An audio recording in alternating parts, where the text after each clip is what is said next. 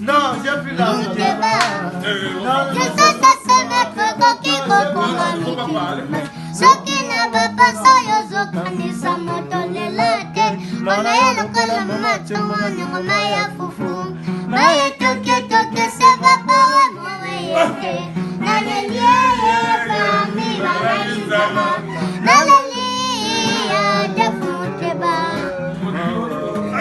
C'est la partie là.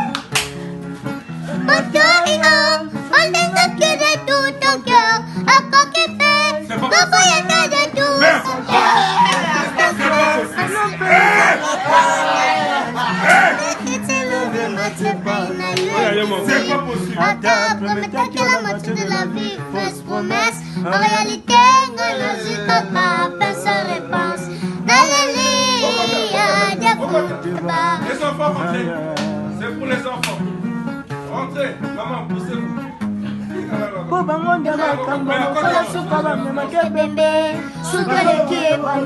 Est-ce que ça la bino pas si que sur le fallait bêti combat la bino?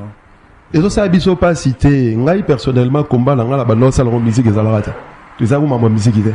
Problème na chose ali que organisation ya musique wana eza kabila nem tana simanango nati lo mona idée ya ko détruire.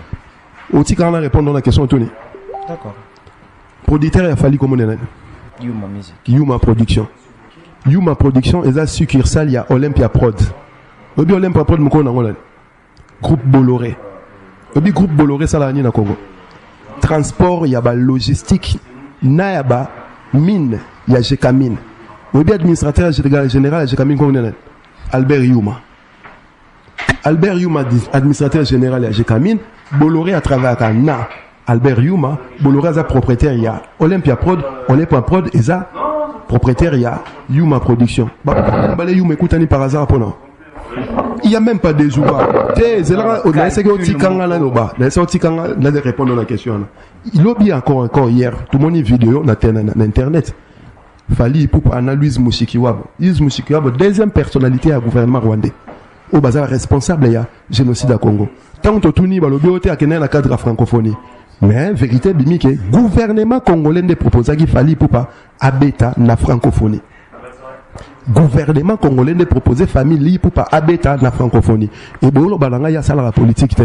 Gouvernement congolais ko présenter munande. Bonsoir, bonjour pour ceux qui nous regardent le matin. Donc nous sommes en direct des images de Francisco Plusco Bolingo. Je répète, Francisco Plusco Bolingo.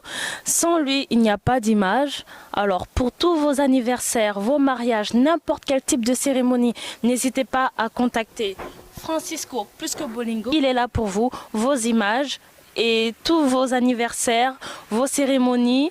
Il est là pour vous. Appelez-le meilleur caméraman du Congo. Merci.